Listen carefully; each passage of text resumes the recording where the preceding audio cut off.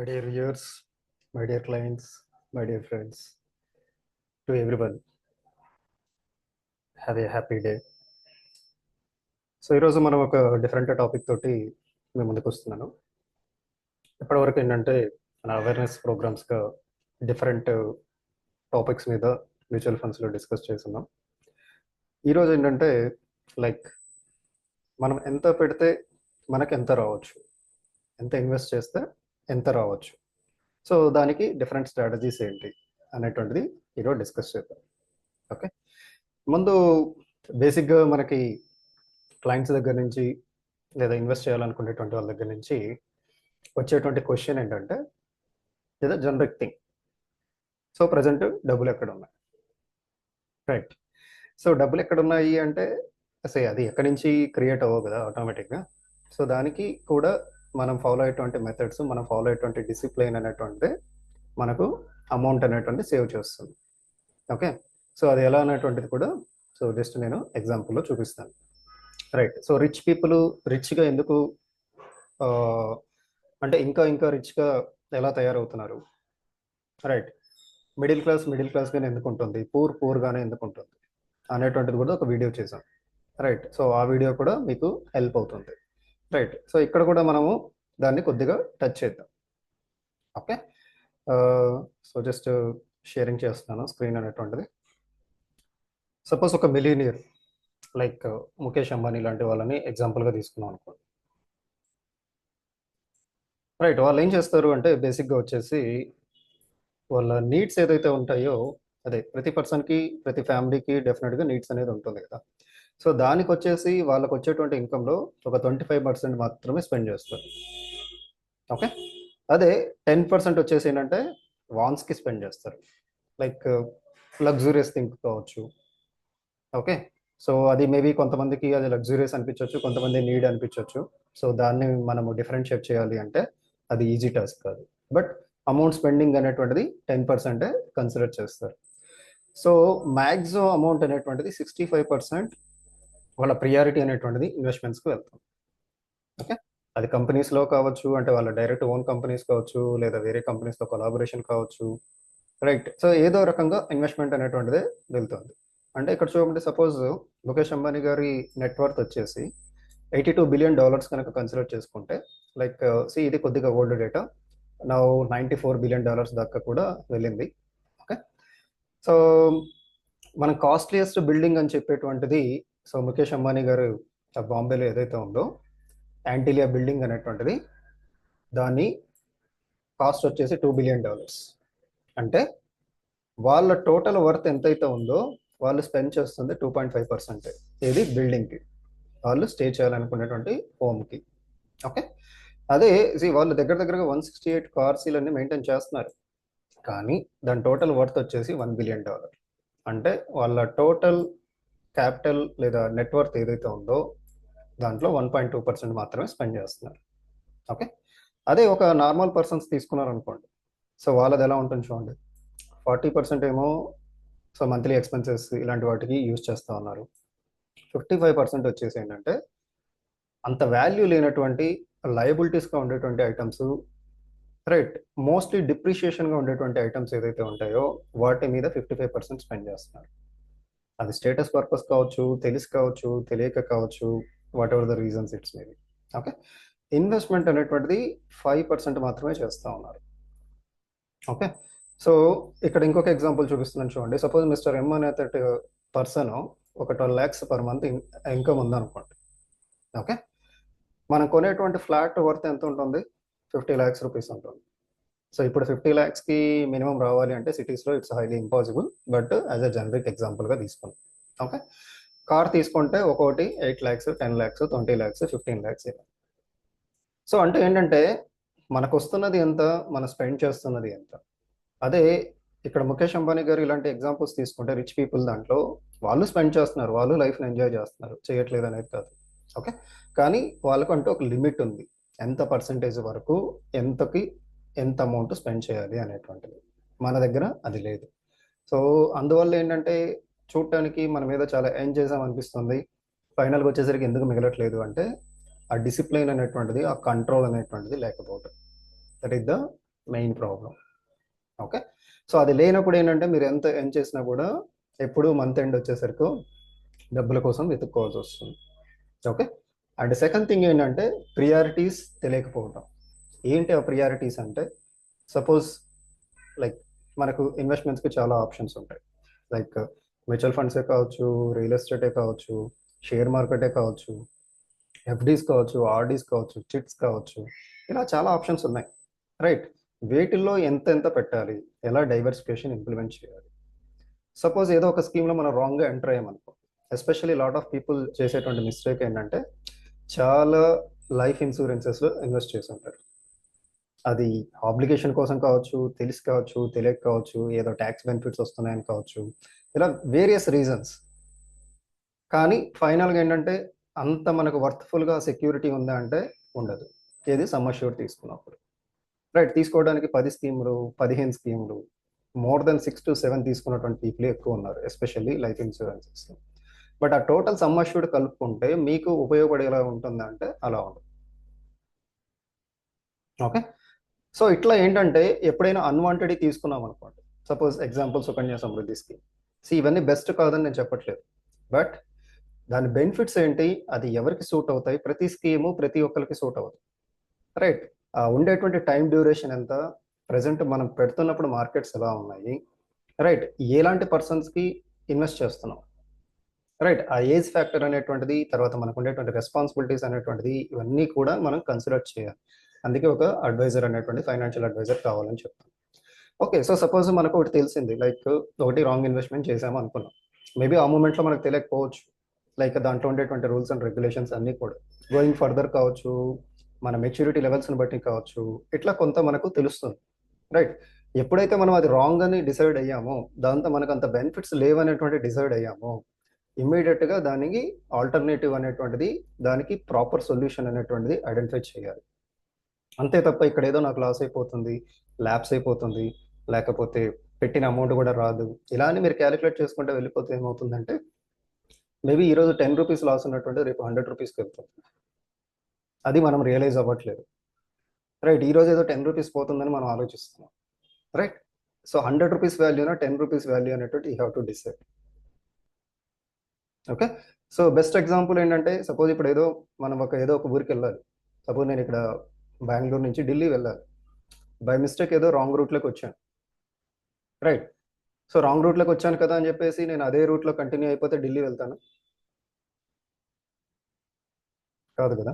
So ఎప్పుడైతే నాకు తెలిసిందో నేను రాంగ్ రూట్ వచ్చానో, ఇమ్మీడియట్గా నేను దాన్ని ప్రాపర్ డైరెక్షన్లోకి మార్చుకోవాలి. రైట్. అప్పుడు నేను వెళ్ళాలనుకునే గోల్ ఏదైతే ఉందో ఆ గోల్ ఢిల్లీకి నేను రీచ్ అవుతాను. లేకపోయినా కూడా వేరే ఊరికి వెళ్ళొచ్చు, అది డిఫరెంట్ సినారీ, అది పర్సన్ టు పర్సన్ మారుతుంది. మేబీ నేను ఎక్కడికి వచ్చాటికి వెళ్ళాను కదా, ఎంజాయ్ చేశాను కదా, ఏదో ఒక ఊరు వచ్చాను కదా అనుకుంటే no one can help. Okay. So ఇవి మెయిన్ రీజన్స్ అనమాట, ఎందుకు మన దగ్గర అమౌంట్స్ ఉండట్లేదు. మంత్ ఎండ్ వచ్చేసరికి ఈవెన్ మనకు ప్రాపర్ శాలరీ ఉన్నా సరే, లేకపోతే అన్ని కంట్రోల్ చేసుకుంటూ మనము మనీ అనేటువంటి దాన్ని సేవ్ చేయాలని ట్రై చేస్తున్నా కూడా ఎందుకు అవ్వట్లేదు అంటే ఈ రెండు మెయిన్ రీజన్స్ అనమాట. ఓకే.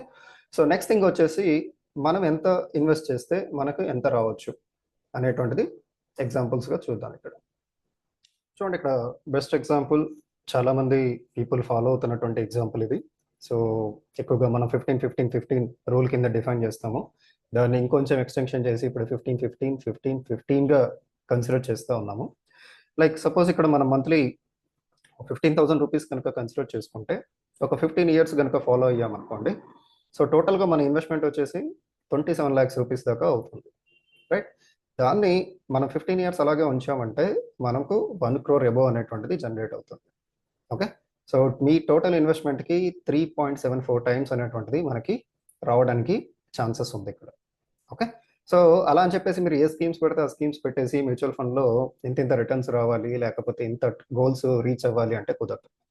ఒక ప్రాపర్ అడ్వైజర్ తోటి ఎలాంటి స్కీమ్స్లో ఈ పాసిబిలిటీ ఉంది అనేటువంటిది డిసైడ్ అయ్యి అది మీకు సెట్ అవుతాయా లేదా, డ్యూరేషన్ ఎంత ఉంది, ఇలాంటివన్నీ చూసుకొని దాని ప్రకారం మనం చేయాలి. ఓకే. సో అదేవిధంగా 30,000 కనుక ఒకవేళ ఇన్వెస్ట్ చేసుకుంటే సేమ్ ఇది 2 crores వెళ్తుంది. ఓకే. సో ఈవెన్ అంతకంటే 15 ఇయర్స్ కంటే ముందు కూడా రావడానికి ఛాన్సెస్ ఉంది, లేదనేది కాదు, బట్ మ్యాక్సిమం టైం పీరియడ్ అనేటువంటిది ఇది తీసుకుంటుంది. సో ముందర రావడానికి ఛాన్స్ ఉంది అంటే that's depends on the markets and okay, అదేవిధంగా మనం ఎలాంటి స్కీమ్స్ సెలెక్ట్ చేసుకొని అక్కడ ఇన్వెస్ట్ చేస్తున్నాం అనే దాన్ని బట్టి కూడా ఉంటుంది. ఓకే, ఒకవేళ 15 ఇయర్స్ అంత టైం పీరియడ్ లేదు అనుకున్నా సరే 30,000 అనేటువంటిది ఇంకొంచెం రిస్క్ ఎక్కువ ఉండేటువంటి వాటిలో మనం 10 ఇయర్సే కన్సిడర్ చేసుకున్నా సరే 1 crore అనేటువంటిది క్రియేట్ చేయొచ్చు. ఎవరైతే 1 crore క్రియేట్ చేయాలనేటువంటి టార్గెట్ ఉందో, అది వాళ్ళ పిల్లల ఎడ్యుకేషన్ కోసం కావచ్చు, మీ ఫైనాన్షియల్ గోల్స్ కోసం కావచ్చు, లేదా మీరు హౌస్ పర్చేస్ చేయాలని కావచ్చు, ఇలా డిఫరెంట్ డిఫరెంట్ రీజన్స్ అనేటువంటిది ఉంటాయి. సో అలాంటి వాళ్ళందరూ దీన్ని డెఫినెట్గా మంచి ఆప్షన్గా యూస్ చేసుకోవచ్చు. బట్ ఎక్కువ మంది ఫాలో అవుతున్నారు, ఎక్కువ మంది సక్సెస్ అయినటువంటి సినారియో కూడా ఉంది. ఓవర్దా మనకు more than 45 years mutual funds అనేటువంటి మార్కెట్లో ఉన్నాయి. సో ఇది ప్రూవెన్ సినారియో అనమాట. ఓకే, బట్ ఓన్లీ థింగ్ మీరు గుర్తుపెట్టుకోవాల్సింది ఏంటంటే, ఏ స్కీమ్ పడితే ఆ స్కీమ్లో పెట్టేసి మనకు ఇంత రిటర్న్స్ కావాలి, లేకపోతే ఇంత అమౌంట్ని జనరేట్ చేయాలి అంటే అది కుదిరేటువంటి పని కాదు. ఓకే, సో అందుకనేటువంటి ఏంటంటే మనం అడ్వైజర్ సలహా అనేటువంటిది తీసుకోమని చెప్పేది. అడ్వైజర్ హ్యాండ్ హోల్డ్ అనేటువంటిది మీ గోల్ రీచ్ అయ్యేంత వరకు కావాలి అని చెప్పేటువంటి రీజన్ అదే అన్నమాట. ఓకే, సపోజ్ నాకు ఇంత అమౌంట్స్ పెట్టడానికి కుదరట్లేదు, సో నెక్స్ట్ ఆల్టర్నేటివ్ ఏంటి? సో టాప్ అప్ ఆప్షన్స్ కూడా మనం కన్సిడర్ చేయొచ్చు ఇక్కడ. మోస్ట్లీ మనం మంత్లీ 10,000 రూపీస్ కన్సిడర్ చేసుకొని ఎవ్రీ ఇయర్ 10% టాప్అప్ కనుక తీసుకుంటే, ఇంక్రీజ్ చేస్తున్నాము అంటే విత్ ఇన్ 15 ఇయర్స్లో కూడా మనం దాన్ని 1 crore చేయొచ్చు. ఓకే, అట్లాగే సపోజ్ 6,000 మంత్లీ కట్టేటువంటి కెపాసిటీ ఉంది, దాన్ని 20% ఎవ్రీ ఇయర్ ఇంక్రీజ్ చేయండి. Okay, so every year 20% in the sense around 1,200 rupees, ప్రతి ఇయర్ 1,200. ఓకే, సో అట్లా ఇంక్రీజ్ చేసుకుంటే వెళ్ళినా కూడా మీరు 1 crore అనేది జనరేట్ చేయొచ్చు. ఇలా ఏంటంటే ఒక అడ్వైజర్ ద్వారా వెళ్ళినప్పుడు, ఒక మంచి అడ్వైజర్ ద్వారా వెళ్ళినప్పుడు ఏంటంటే మీకు ఇలాంటి ఆప్షన్స్ దొరుకుతాయి. అందరూ 10,000 పెట్టాలని లేదు, అందరూ 6,000 ఇన్వెస్ట్ చేయాలని లేదు, అందరూ 15,000 ఇన్వెస్ట్ చేయాలని లేదు. సో ఎవరి కెపాసిటీ వాళ్ళది, ఎవరికి ఉండేటువంటి కమిట్మెంట్స్ వాళ్ళది, రైట్? సో అందువల్ల ఏంటంటే డిఫరెంట్ డిఫరెంట్ స్ట్రాటజీస్ అనేటువంటిది మనం వర్కౌట్ చేయడానికి పాసిబిలిటీ ఉంటుంది ఎప్పుడైతే మీరు ఒక మంచి అడ్వైజర్స్తో ఇంటరాక్ట్ అయ్యి ప్లాన్ చేసుకున్నారు. ఒకవేళ మనకు మంత్లీ ఇన్వెస్ట్ చేయడానికి పాసిబిలిటీ లేదు, okay, what ever the reasons వచ్చేసి, రైట్, నేను వన్ టైమే ఇన్వెస్ట్ చేస్తాను కానీ నాకు 1 crore ఇలా జనరేట్ అవ్వాలి అనేది కన్సిడర్ చేసుకుంటే కనుక, సపోజ్ మనం ఒక 26,000 రూపీస్ వన్ టైం ఇన్వెస్ట్ చేసాం అనుకోండి, 27 ఇయర్స్ దాన్ని టచ్ చేయకుండా అలాగే ఉన్నా కూడా మనము 1 crore అనేటువంటిది క్రియేట్ చేయొచ్చు. అట్లాగే మీరు అమౌంట్ ఇంక్రీజ్ చేసేదాన్ని బట్టి టైం డ్యూరేషన్ అనేటువంటిది తగ్గుతూ వస్తుంది అనమాట. చూడండి, ఇప్పుడు 50,000 తీసుకుంటే 25 ఇయర్స్.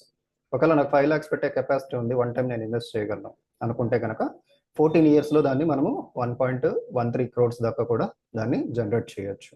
ఓకే, ఇంకొంచెం ఎక్కువ అమౌంట్స్ పెట్టే కెపాసిటీ ఉన్నప్పుడు టైం డ్యూరేషన్ అనేటువంటిది తగ్గుతుంది. బట్ మినిమం ఏంటంటే పెట్టేటువంటి అమౌంట్ని బట్టి కనీసం ఒక 10 ఇయర్స్ అనేటువంటిది ఈజీగా పడుతుంది. ఓకే, సో నేను 50 lakhs పెట్టేసి నాకు ఇమీడియట్గా 1 crore ఇలా కావాలి అంటే అది కూడా పాసిబిలిటీ ఉంది. దాన్ని ఒక డిఫరెంట్ సినారియోగా మనము కన్సిడర్ చేయొచ్చు. ఓకే, అది మీరు పెట్టేటువంటి అమౌంట్ని బట్టి మనము ఉండేటువంటి టెన్యూర్ని బట్టి మనము కన్సిడర్ చేయొచ్చు, ఎలాంటి వాటిలో పెట్టి మనము ఇంత రిటర్న్స్ అనేటువంటిది, లేకపోతే ఇంత హ్యూజ్ కార్పస్ అనేటువంటిది క్రియేట్ చేయడానికి పాసిబిలిటీ ఉంది అనేటువంటిది. ఓకే, సో ఇక్కడ చూడండి, సో జస్ట్ నేను ఒక లంసమ్ అమౌంట్స్ పెడుతున్నాను, లైక్ కొంత అమౌంట్ పెట్టాను, 1 lakh పెట్టాను, ఒక 4 to 5 years టైం ఇచ్చాను అనుకోండి, దాన్ని డబల్ చేయొచ్చు. సో అదేవిధంగా 50 lakhs ఎవరైనా పెట్టే కెపాసిటీ ఉంది అంటే దాన్ని మీరు 4 to 5 years వెయిట్ చేశారు అంటే దాన్ని 1 crore ఈజీగా చేయొచ్చు, right? So easy in the sense different strategy అది మనం అప్లై చేయడంలో ఉంటుంది, ఎలాంటి ఫండ్స్లో మనము ఇన్వెస్ట్ చేస్తే వస్తుంది అనేటువంటిది. ఓకే, సో ఇక్కడ 5 lakhs కూడా అలాగే చూపించాము, 10 lakhs కూడా చూపించాము. ఓకే, సో బిఫోర్ కూడా రావడానికి పాసిబిలిటీస్ ఉన్నాయి, బట్ యాజ్ పర్ మనం 45 years తీసుకుంటే ఏంటంటే మార్కెట్ సిచ్యువేషన్స్ అన్ని కన్సిడర్ చేసుకుంటే ఏంటంటే this is the time period అనేటువంటిది డెఫినెట్గా తీసుకుంటుంది. ఇంతకంటే ముందు వచ్చిందా, so that's your more lucky అన్నట్టు. ఓకే, అలా అని చెప్పేసి అమౌంట్ వెళ్ళిపోతుందా, మేము లక్కీ కాదా, ఇలాంటివన్నీ కన్సిడర్ చేయొద్దు, ఇలాంటి డౌట్స్ అనేటువంటిది మీకు రావాల్సిన అవసరం లేదు. సో అమౌంట్కి ఎక్కడ ప్రాబ్లం లేదు, ఎంత సెక్యూర్గా ఉంటాయి, గవర్నమెంట్ కంట్రోల్ ఎలా ఉంటుంది, సెబీ ఎలా హెల్ప్ చేస్తుంది, ఇవన్నీ కూడా మనకు డిఫరెంట్ వీడియోస్లో నేను ఆల్రెడీ మీకు కవర్ చేస్తున్నాను, మన డిఫరెంట్ వీడియోస్ చూడండి. ఓకే, సో నెక్స్ట్ వచ్చేసి ఏంటంటే, సపోజ్ మనం మంత్లీ 10,000 ఇన్వెస్ట్ చేసాం అనుకోండి, 10 years డ్యూరేషన్ ఇచ్చాం, మీ టోటల్ ఇన్వెస్ట్మెంట్ అవుతుంది 12 lakhs అవుతుంది, కానీ మీకు ఫైనల్గా వచ్చేసి 24 lakhs దాకా క్రియేట్ అవుతుంది. ఓకే, సో అదేవిధంగా డిఫరెంట్ ఆప్షన్స్ కనుక తీసుకుంటే చూడండి, సపోజ్ నేను కొంత డ్యూరేషన్ వరకు ఇన్వెస్ట్ చేస్తాను, బట్ తర్వాత నుంచి నాకు అదే అమౌంట్ బ్యాక్ రావాలి, రైట్? లైక్ జనరల్గా మనం రియల్ ఎస్టేట్ ఇవన్నీ ఇన్వెస్ట్ చేసేటువంటిది అలాగే ఉంటాయి. కొన్ని ఇన్సూరెన్సెస్లో కూడా మనకి రిటర్న్ ఆన్ ప్రీమియమ్స్ కాన్సెప్ట్స్ ఉంటాయి, లేదా క్యాష్ బ్యాక్ కాన్సెప్ట్స్ ఉంటాయి. ఇక్కడ కూడా మనం అలాగే జనరేట్ చేయొచ్చు. సపోజ్ నేను మంత్లీ 10,000 ఇన్వెస్ట్ చేస్తున్నాను, ఒక 8 ఇయర్స్ ఇన్వెస్ట్ చేశాను అనుకోండి. 9th ఇయర్ నుంచి ఎవ్రీ మంత్ కూడా మీరు 10,000 తీసుకోవచ్చు. ఓకే, సో ఇది మినిమం అమౌంట్ ఇట్లా అనేది కండిషన్స్ ఏం లేవండి. జస్ట్ ఏంటంటే నేను ఎగ్జాంపుల్స్కి చూపిస్తున్నాను. మీరు 20,000 పెడితే 20,000 తీసుకుంటారు, 5,000 పెడితే 5,000 తీసుకుంటారు, ఒక 1,000 పెడితే 1,000 తీసుకుంటారు. మీకు 1 lakh పెట్టే కెపాసిటీ ఉందా, సో 1 lakh తీసుకోవచ్చు మంత్. ఓకే, సో ఇలా డిఫరెంట్ డ్యూరేషన్స్కి మనకు డిఫరెంట్ అమౌంట్స్ అనేవి వస్తాయి. చూడండి, ఇప్పుడు అదే మనం 12 ఇయర్స్ ఉంచామనుకోండి, 13th ఇయర్ నుంచి డబుల్ అమౌంట్ తీసుకోవచ్చు. ఎంతైతే ఇన్వెస్ట్ చేస్తున్నామో మంత్లీ దానికి డబుల్ అమౌంట్ తీసుకోవచ్చు. అట్లా మనకి డిఫరెంట్ టైం పీరియడ్స్ని బట్టి మనము ఎవ్రీ మంత్ ఎంత తీసుకోవాలనేటువంటిది కూడా కన్సిడర్ చేయొచ్చు. ఓకే, సో నెక్స్ట్ ఇక్కడ చూడండి, మనకు ఒకేసారి నేను పెద్ద అమౌంట్ పెట్టేటువంటి కెపాసిటీ ఉందనుకోండి. సో మినిమం 20 lakhs ఎగ్జాంపుల్ తీసుకుంటున్నాం ఇక్కడ. సో ఇది ఎక్కువగా SWP కాన్సెప్ట్స్కి ఇంప్లిమెంట్ చేస్తాం, సిస్టమేటిక్ విత్డ్రావల్ ప్లాన్స్కి. ఎవ్రీ మంత్ ఈవెన్ మీరు 10,000 తీసుకున్నా సరే మనకు టోటల్గా 10 years వచ్చేసరికి ఏమవుతుంది, 12 lakhs అవుతుంది. ఫైనల్గా మళ్ళీ మీకు 43 lakhs రూపీస్ పైన మీకు అమౌంట్స్ వస్తాయి. ఇవన్నీ కూడా దగ్గర దగ్గర మోర్ దాన్ 20 years 30 years ఉన్నటువంటి ఫండ్స్లో కొన్ని ఎగ్జాంపుల్స్ తీసుకొని చూపిస్తున్నాం. సో టాటాకి వచ్చేసరికి 43 lakhs దాకా జనరేట్ అయింది, HSBCకి వచ్చేసరికి 44 lakhs దాకా జనరేట్ అయింది, UTA వచ్చేసి 69 lakhs దాకా జనరేట్ అయింది. బట్ ఇదంతా క్యాలిక్యులేట్ చేసుకున్నప్పుడు చూడండి మీ టోటల్ రిటర్న్స్ ఎంత ఉందనేటువంటిది విత్ ఇన్ 10 years టైం పీరియడ్లో ఎవ్రీ మంత్ మనం 10,000 తీసుకుంటా కూడా. ఓకే, సో SWPలో మనం సపరేట్ ఒకటి వీడియో చేస్తున్నాం. సో 10,000 తీసుకోవాలా, ఎక్కువ తీసుకోవచ్చా, లేదా ఎప్పుడు ఇంక్రీజ్ చేయొచ్చు దాన్ని, లేకపోతే మొత్తం అమౌంట్ కావాలంటే ఏం చేయాలి, ఓకే ఒకవేళ పార్షియల్ అమౌంట్ కావాలంటే ఏం చేయాలి. సో ఇవన్నీ కూడా SWP కాన్సెప్ట్లో ఆల్రెడీ డిస్కస్ చేస్తున్నాం. ఓకే.